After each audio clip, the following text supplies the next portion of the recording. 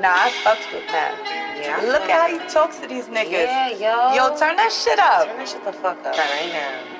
Talking that shit. Let's go. Yo. When you up and you winning, shit is awesome. Never felt real pain till a nigga lost one. If somebody take from you, what it's gonna cost them? Tired of niggas acting like they really put in work. Hear the boss come, be yourself. It'll do you better in the long run than see yourself staring down the barrel of a long gun. Some rappers never had no street cred, so they bought some.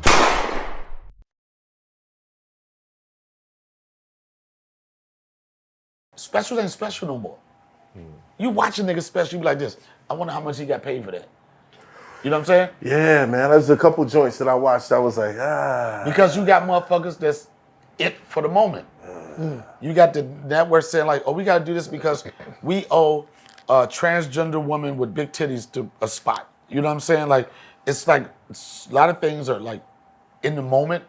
This was popping now, but it's not too often that you get a special where somebody's deserving. And that's what I respect about him calling the home team. Everybody that he chose to be on this is people that's been in the game for a while that the industry might have looked past, but he's saying it's their shot.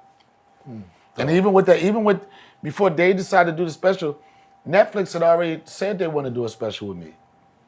They was like, whether they produce it or not, we want to work with him. But the business side of me, I was like, if I do a deal with them, they're gonna give me this much. right. But if they ain't coming back to me that much, I went for that much. Right. That much, no dress, no dress, no dress, no dress, no dress. Bam, give Got it to it. him. Yep, I feel good about it. That's what's up.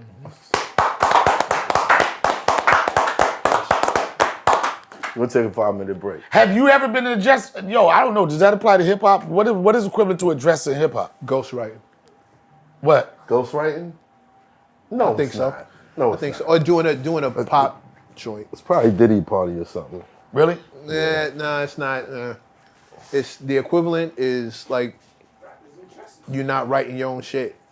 No, it's actually rappers in dresses. But who cares about who It's wrote it? actually- The industry, the consumer don't give a fuck. You care. No, you think the consumer gives a It's fuck? not about the consumer. Listen. You think Yes. the consumer gives a fuck about a ghostwriter? I think the consumer, I think we the are. fans. Consumers, those are people that I'm gonna buy your shit, I'm gonna buy your shit, I'm gonna buy your shit, because, you know, shit is popping right now. The fans, that's like, I know what day you was born, I know what kind of cologne you like, I know what's your But favorite do real fans spend J's. money? Yes. They do. Yeah. They Yeah. do.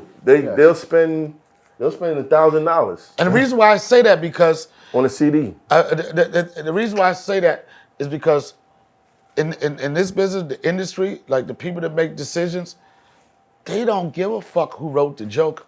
They give a fuck about who perform it and who delivers it. They don't But care. I understand why. Hold on, I understand why. Because the less important the actual talent is, then the more interchangeable it is for them to take somebody and be like, okay, we done with you.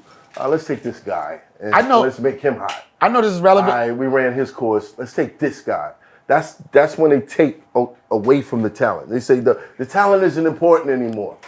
Then you got guys like Kendrick Lamar and J. Cole that would never flourish. You dig what I'm How saying? important is just talent?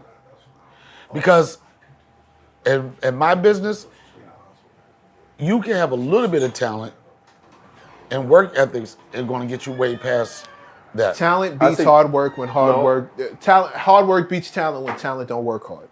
When talent don't work hard, but when talent work hard, It's hard work untouchable. ain't. There's never been a time in you ain't hip got no room hop for when you. the most talented guy wasn't the guy in the front. There's never been a time. We've never had an era where the guy who was the nicest with his pen wasn't at the top tier. Now, there were other people up there for different reasons, but they didn't stay. Right. We've never had a time. Well, when that the happened most with me. talented guy That's how it wasn't was even when I'm from the Def Jam era. At the Def Jam era, it just had a pool of everybody get on. All you had to do was have one or two jokes, and you selling out like wherever for the longest time. Right. But after a while, people realized that wasn't it. It was just in that moment. And then I would say I'm an example of that. There's not too many people that came from my era that are still doing it right now. Yeah. 50 plus man that still think that he's still got the opportunity to blow up. Most motherfuckers I start with, them niggas are selling insurance, they doing all type of shit.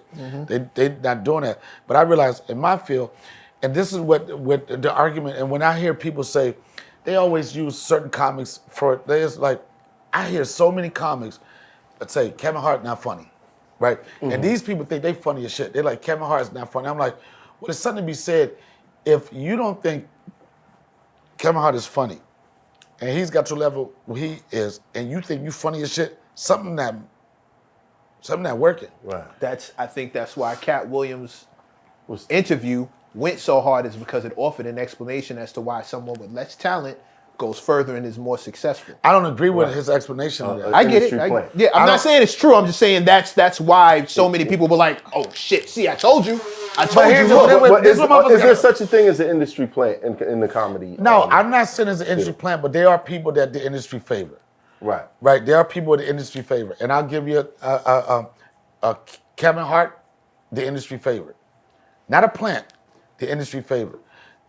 Dave Chappelle, the industry favorite, and to the point where the opportunities of Kevin Hart, anybody's complaining about plants, or whatever, the opportunities of Kevin Hart and Dave Chappelle, anybody in my business would have loved to do that.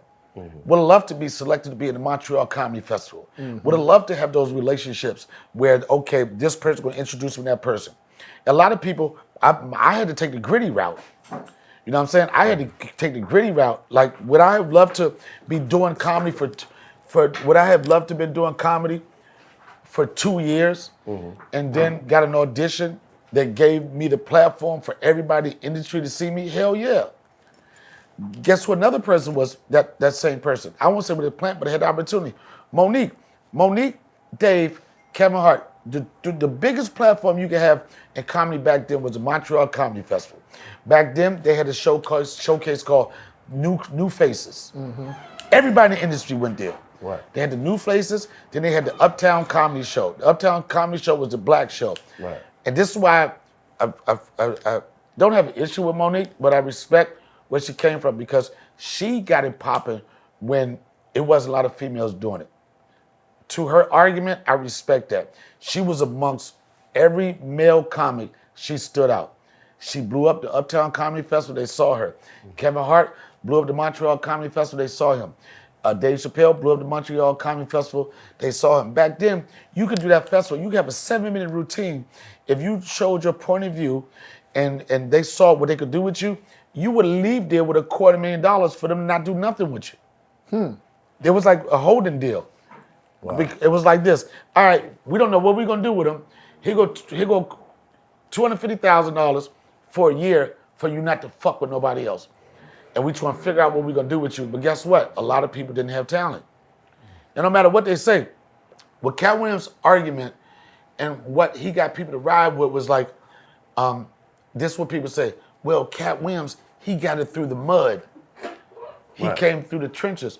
Everybody's path ain't the same. But everybody that's in the discussion with all of them, the one thing is common, they all came from nothing. It is not one person, whether you say Sid, whether you say DL, whether you say anybody, it is not one of them motherfuckers that came from nothing. How do you feel about this whole? It's stupid. Like, community. I'm gonna tell you why it's stupid. Yeah. You know why it's stupid? First off, like we create negative, and people can say whatever they want. Yeah, but where's the lie? Where's the lie? Where's the lie? Man, fuck all that shit. Our job is supposed to be to make people feel good. Right. All right, now what we're doing, we making people root for something. That's kind of like the aura of comedy now. There's a lot of philosophy. There's a lot of my personal message to you being passed through comedy now. I don't give a fuck about that. You know what I want? I don't give a fuck, but I don't want nobody to think I'm super righteous and that shit. You know what? I want niggas to know I'm one of the funniest niggas out. Right. I'm not putting my energy on that shit. You know, I could come on any platform and go up there and just shit on a nigga. And it might be a longer route. One of my content creators, we was talking about it. He said, we got to keep it positive.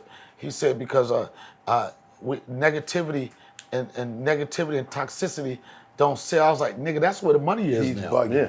I said, but guess what? If I got to take a longer route people understand my brand isn't about that, I'd rather do that. I could go up here and clap. I got stories that I could be like, ooh, ah.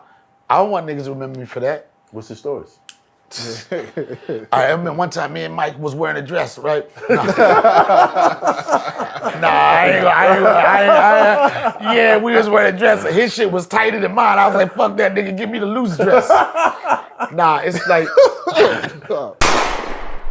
All eyes on me. Do you, cause I'm doing me. Still shine with no jewelry.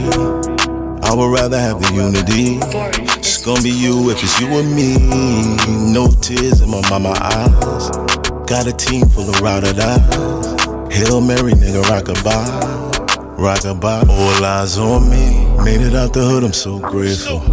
Never know what talent gonna take you. Jealous niggas never made a breakthrough. That's why they watch it so hateful. All eyes on me. They say the top is so lonely.